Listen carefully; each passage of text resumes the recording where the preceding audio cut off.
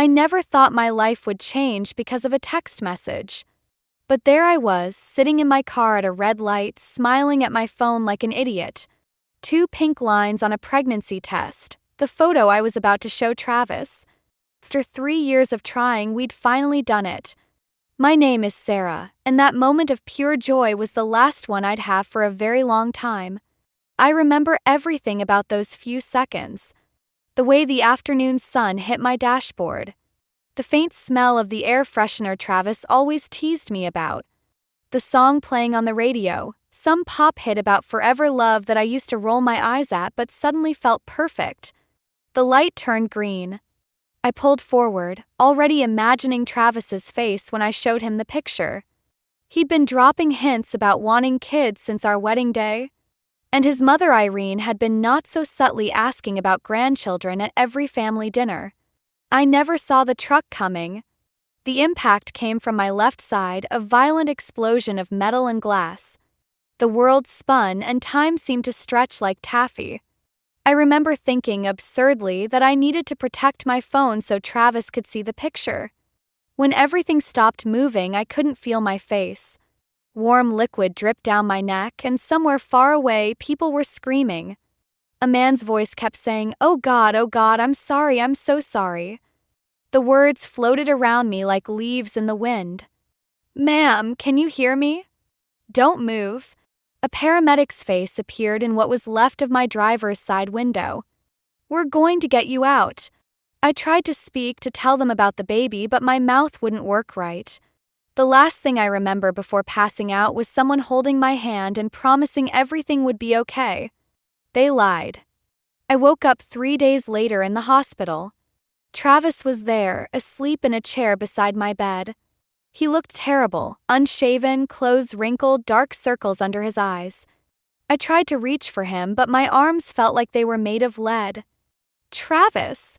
My voice came out as a whisper. He jerked awake, his eyes finding mine. For a split second, something flickered across his face, something that made my stomach twist. But then he smiled, though it didn't quite reach his eyes. "Hey, beautiful," he said, taking my hand. "You had us worried." I tried to smile back, but my face felt wrong. Stiff. Like it belonged to someone else. "The baby," I managed to say. "Is..." Travis's hand tightened on mine. "I'm so sorry, Sarah." His voice cracked. "The doctors did everything they could." I closed my eyes, feeling the world tilt beneath me. Through the fog of pain medication, I heard the door open and recognized Irene's perfume before she spoke. "Travis, honey, the doctor needs to speak with you." Her voice was soft, careful. "About the reconstruction options." "I'll be right back," Travis said, squeezing my hand before letting go. I kept my eyes closed, pretending to drift off. But I heard them in the hallway, their voices carrying through the partially open door. "She's going to need extensive surgery," Travis was saying. Her face. "Mom, I don't know if I can." "Shoo, darling. We'll figure it out. One step at a time." I lay there, tears sliding silently down my ruined face, as my husband and his mother discussed my future like I was a problem to be solved. In that moment, something inside me shifted. Something hard and cold took root where warmth and hope used to live. I didn't know it then, but that was the moment my old life ended. The moment Sarah Blake, loving wife, hopeful mother-to-be, eternal optimist, began to fade away. And something else, something stronger and darker, began to take her place. Coming home from the hospital felt like walking into someone else's life. Everything looked the same. Our modern suburban house with its perfectly manicured lawn. The welcome mat Travis's mother gave us as a housewarming gift, even the faint smell of Travis's cologne in the entryway. But nothing felt right anymore. "I've set up the guest bedroom downstairs," Travis said, carrying my bag. The doctor said stairs might be difficult for a while. I noticed he wouldn't look directly at me. 3 weeks in the hospital and he still couldn't meet my eyes. "Thanks," I managed, touching the bandages that covered half my face.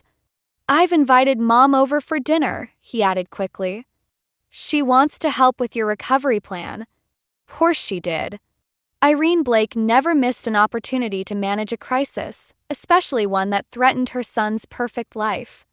The guest room felt sterile, like a hotel suite. Travis had cleared out all my personal items from our bedroom upstairs, arranging them with mechanical precision. My makeup vanity, a cruel joke now, sat in the corner, mirror turned to face the wall. "Do you need anything?" Travis hovered in the doorway, phone in hand. "I have a few work calls to make, but I'm fine." I wasn't, but what was the point in saying otherwise? Irene arrived precisely at 6, armed with casseroles and opinions. I sat at our dining room table, watching her arrange flowers in a vase while Travis poured wine. "The doctors say the scarring might improve with time," Travis was saying, not looking at either of us. "Well, there are always options," Irene replied, her voice dripping with forced optimism. "I know an excellent plastic surgeon in the city." Very discreet. I pushed my untouched food around my plate. "The insurance won't cover cosmetic procedures." "Oh, darling." Irene reached across the table, patting my hand. "We have to think about Travis's position at the firm.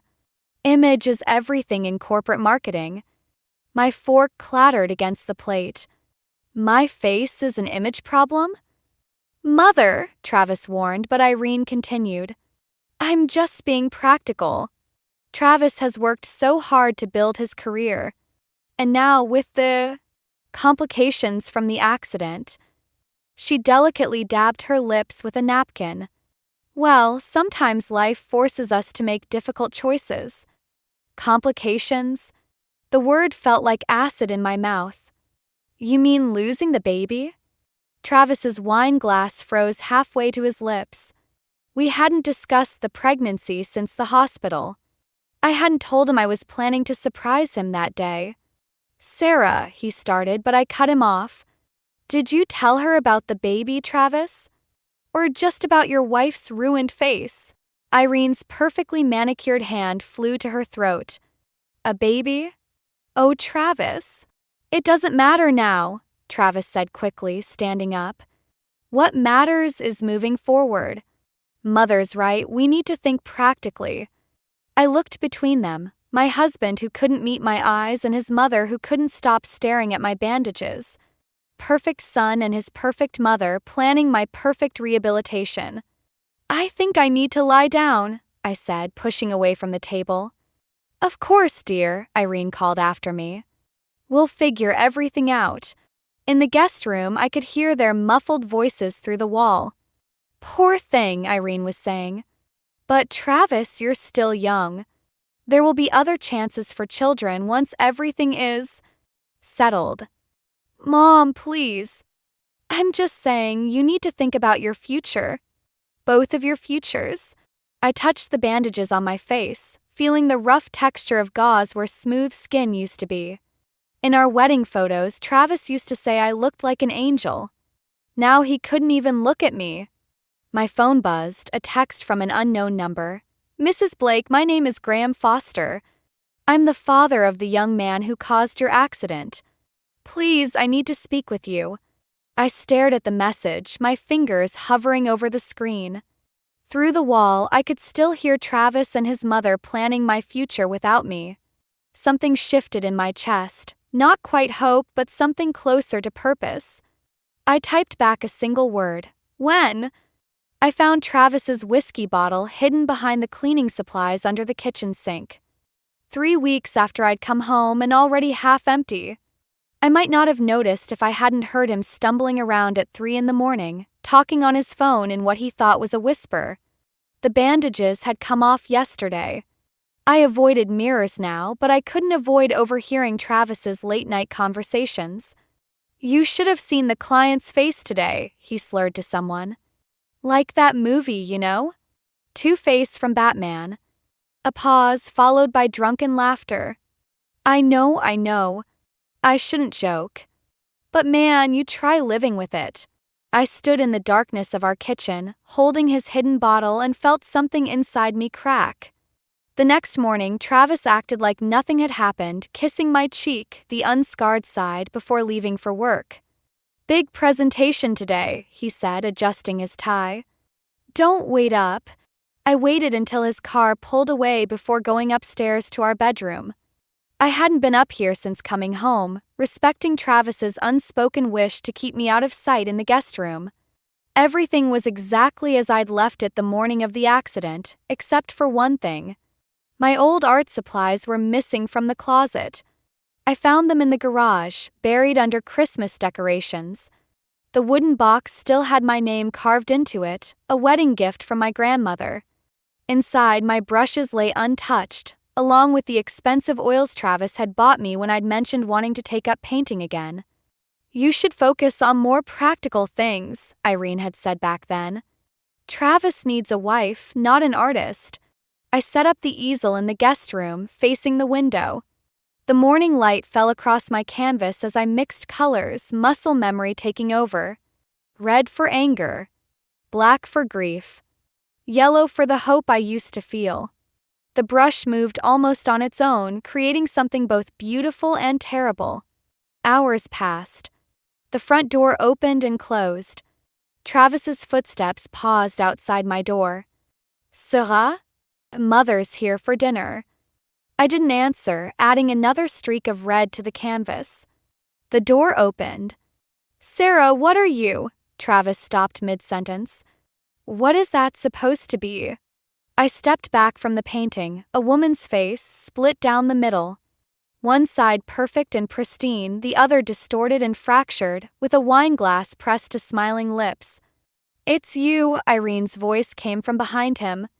Or rather, what you've become. I call it two-face, I said quietly, watching Travis's face pale. Funny, right? I don't understand, he stammered, but his eyes gave him away. Don't you?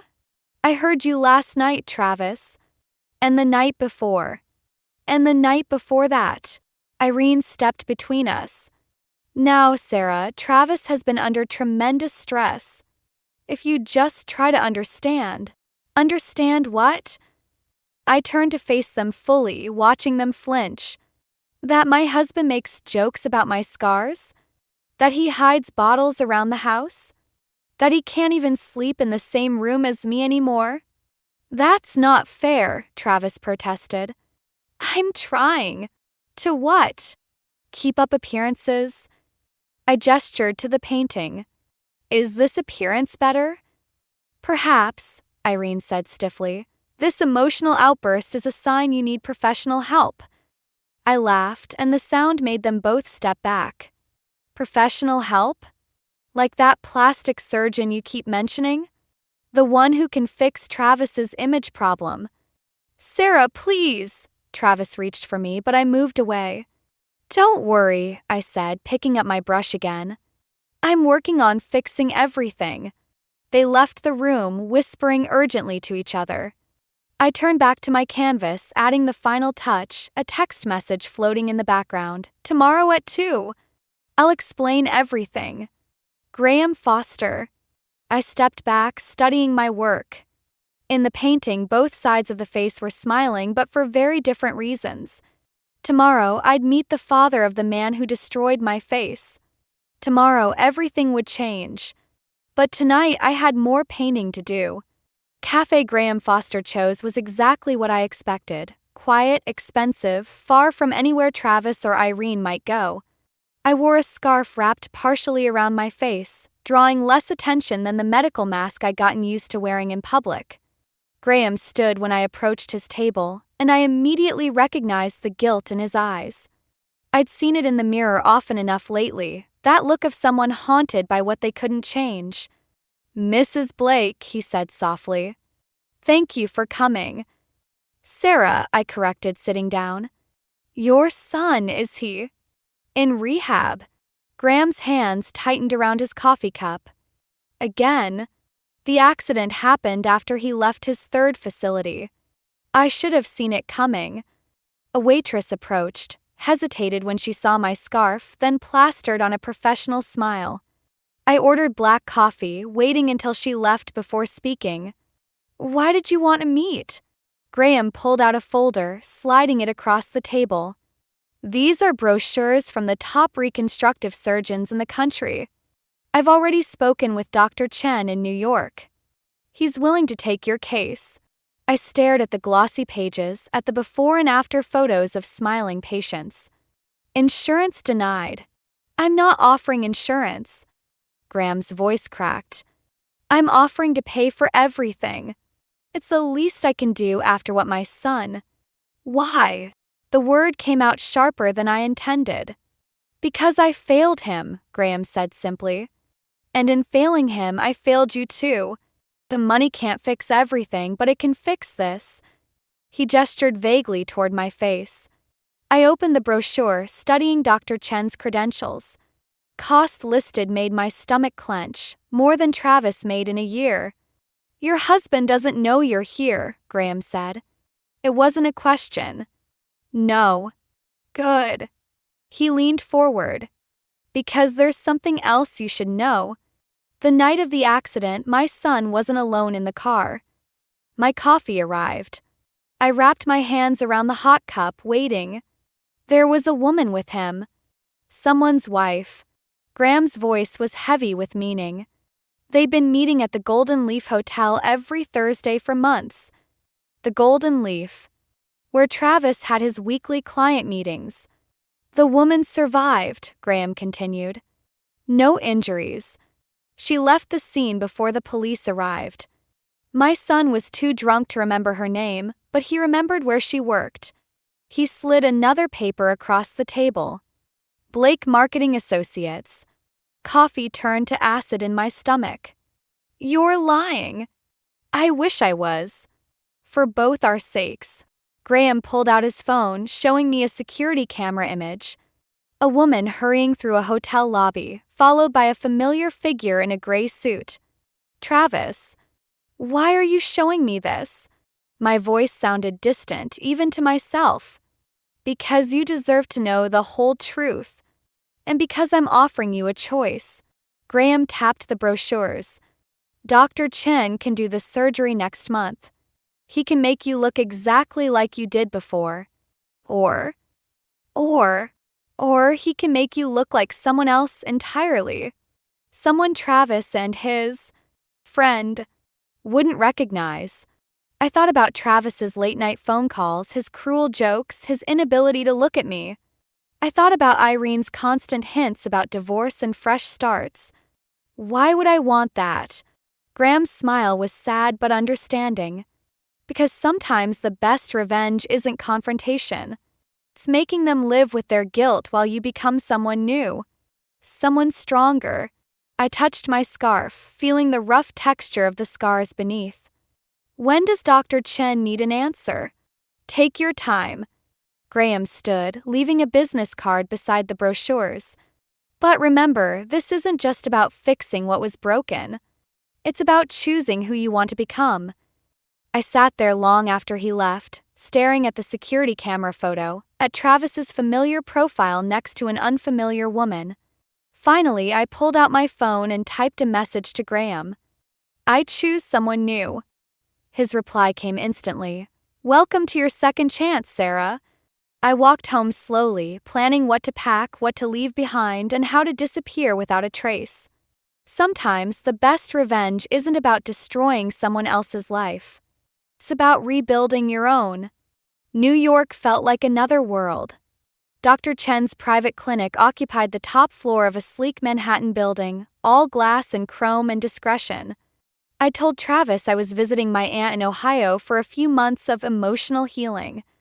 He seemed relieved to have an excuse not to look at me. The changes will be significant, Dr. Chen said, reviewing my file, but subtle enough to maintain natural features. The goal isn't to create a new person, but to enhance who you could have been. I studied the digital mock-ups on his tablet. The woman in the after images wasn't me, but she wasn't a stranger either. She was who I might have become in another life, one where Travis's mistress hadn't been in that car.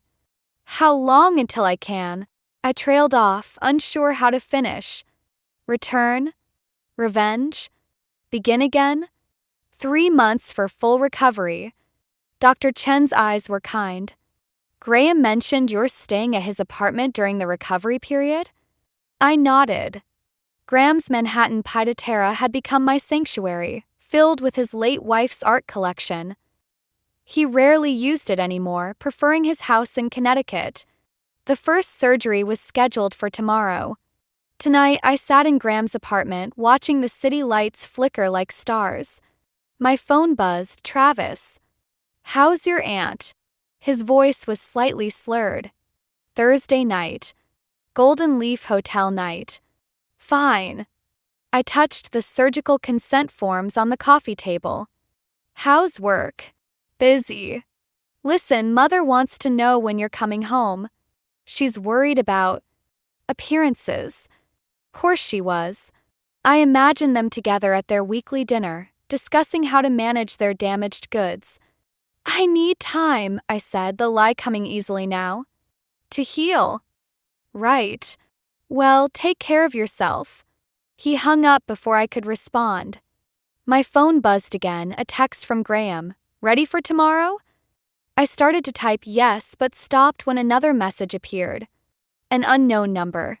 Are you sure you want to know the truth about that night? My hand shook as I replied. Who is this?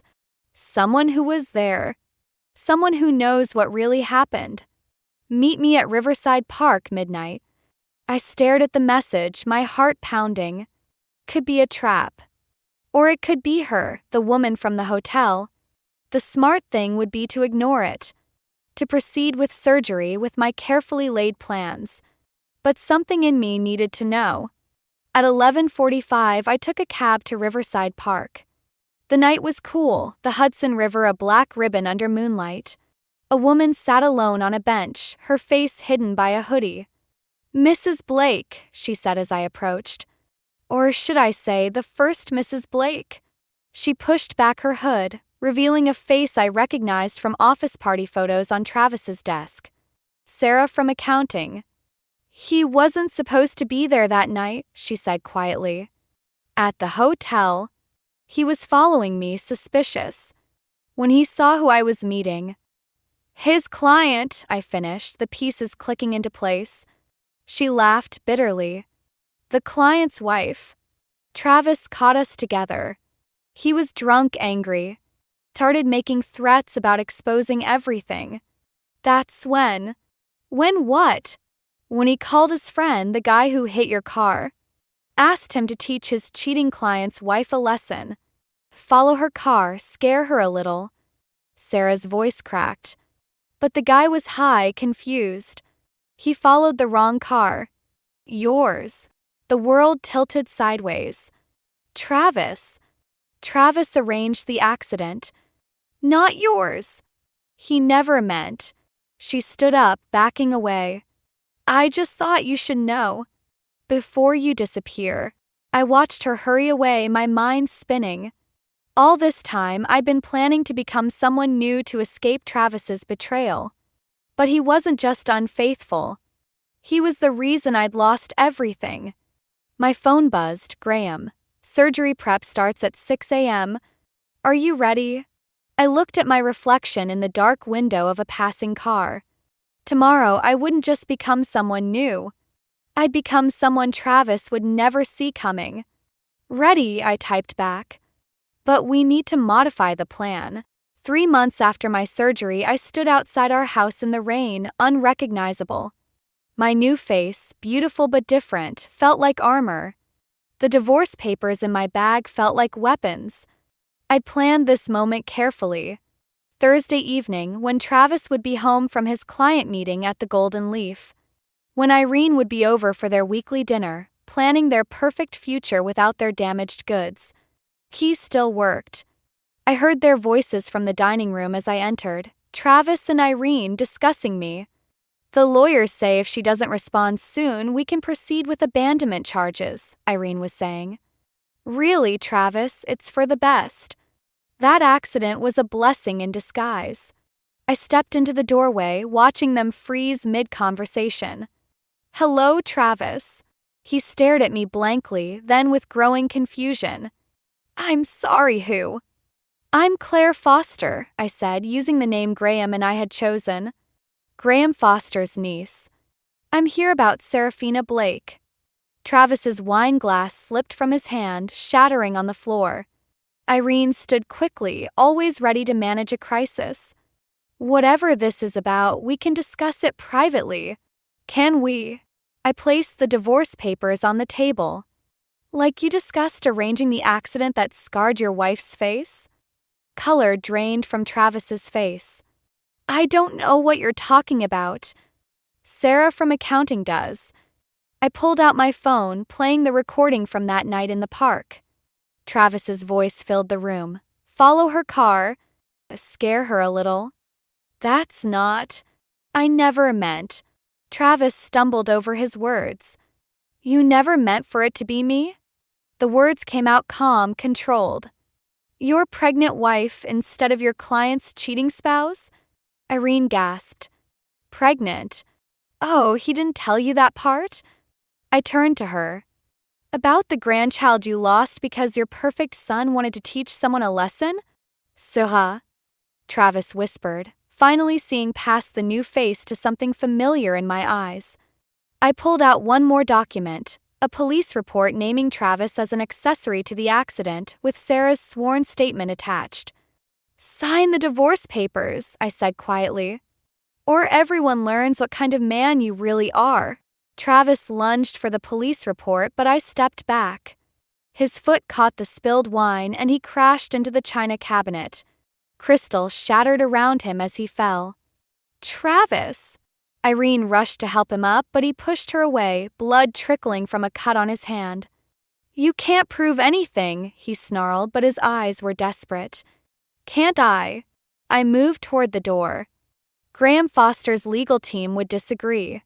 They're very interested in making amends for his son's part in this, especially now that they know who really orchestrated it. Wait, Travis called as I reached the door. Please. I'll sign. Just don't tell anyone. Like you didn't tell anyone about our baby? The words tasted like ashes. Like you didn't tell anyone about planning the accident? I loved you, he said weakly. No. I touched my transformed face. You loved what I looked like. There's a difference. I left the papers on the table and walked out into the rain. Behind me, I heard Irene's shocked sobs, Travis's desperate attempts to explain. My phone buzzed. Graham, is it done? I couldn't answer. The victory felt hollow, like ashes in my mouth. I'd gotten what I wanted, Travis's signature on divorce papers, his perfect life crumbling around him. But standing in the rain, wearing a stranger's face, I realized revenge hadn't filled the emptiness inside me. I walked to my car, past the spot where Travis used to park, where he'd kiss me goodbye each morning. Past the garden where we'd planned to build a nursery. Past all the dreams that had died the night he chose revenge over love. Another text lit up my phone, an unknown number. You're not the only one he hurt. There are others. We should talk. I sat in my car, rain drumming on the roof, staring at the message. I'd thought exposing Travis would be the end. But maybe it was just the beginning. Question was, how much deeper into darkness was I willing to go? The art gallery buzzed with Manhattan's elite, all here to see the mysterious new artist everyone was talking about. My paintings lined the walls, faces twisted in pain and betrayal, beauty emerging from darkness. All signed with my new name, Claire Foster. I adjusted my dress, still uncomfortable in my new skin, when I saw him. Travis, standing before my centerpiece, a woman's face split between light and shadow, a wine glass reflecting flames. Remarkable work, a voice beside me said. I turned to find a man with kind eyes and paint-stained hands. I'm Eli Turner, the gallery owner. Claire, I replied, watching Travis from the corner of my eye. He was reading the painting's title, Thursday Nights at the Golden Leaf. Your pieces speak to transformation, Eli said. Pain becoming power. Very personal. Before I could respond, Travis's voice cut through the crowd. Where did you get your inspiration? He was staring at me now, recognition flickering in his eyes. 3 months since I'd left him with those divorce papers, and he'd lost weight. Perfect suit hung loose on his frame. Life experience, I said, meeting his gaze. Some people wear masks. I paint them. Sera. He whispered my real name like a prayer or a curse. Eli looked between us, sensing the tension. You know each other? No, I said firmly. Not anymore. Travis grabbed my arm. We need to talk. Let go. My voice carried across the gallery, heads turning. Everything you took from me, my reputation, my mother's respect, my position at the firm. His fingers dug into my flesh. Was revenge worth it? Was Thursday night at the Golden Leaf worth it? I pulled free. Was trying to hurt your client's wife worth what happened to me? To our baby. Eli stepped forward, protective, but I held up my hand. You want to know about inspiration, Travis? Look around. Every painting here tells a story about masks and lies. About men who destroy what they claim to love. I never meant to hit my car. No, you meant to hit someone else's. That makes it better. The gallery had gone silent, watching our drama unfold. In the corner, I spotted Graham Foster, who'd helped orchestrate this moment. Beside him stood Sarah from accounting, her face pale but determined. You're not the only one with stories to tell, I continued. Sarah's here. So are 3 other women from the office, all with similar tales about Thursday nights and threats and accidents. Travis's face went ashen. You can't prove. Actually, Graham stepped forward, we can. My son may have been driving drunk that night, but the police are very interested in who put him up to it. And why? You set this up, Travis realized, looking at the crowd of witnesses. The gallery, the paintings, all of it. No, Travis. You set this up. Years ago, when you decided other people's lives were yours to destroy. He lunged for the painting, but Eli was faster, stepping between us. Travis's fist connected with Eli's jaw instead of the canvas. Security appeared instantly, restraining Travis as he shouted about lies and betrayal. As they led him away, Irene emerged from the crowd, her perfect makeup streaked with tears. I never knew, she whispered, about any of it. The women, the accidents, the baby. Would it have mattered? She flinched at my tone, finally seeing herself in my paintings, the enabler, the keeper of masks. I'm sorry, she said, but I was already turning away. Eli touched his bruised jaw, managing a smile. Hell of an opening night.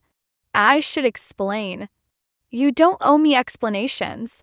He gestured to the paintings. Your art already tells the truth. The real question is, what story do you want to tell next? I looked around the gallery, at my pain transformed into beauty, at the women Travis had hurt now standing tall, at Graham's proud smile, at Eli's understanding eyes. Something new, I said finally.